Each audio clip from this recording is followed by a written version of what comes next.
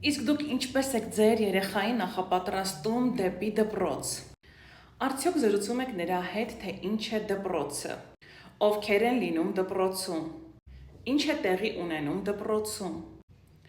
Շատ երեխաների համար այն ստրես է, երբ նրանք բաժանվում են մանկապարտեզից և գնում են դպրոց։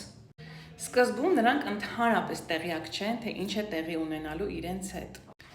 Մենք նրանց միանգամից սկսում ենք ասել, որ վերջ, դու գնալու ես դպրոց, այլևս այնտեղ խաղ չկա։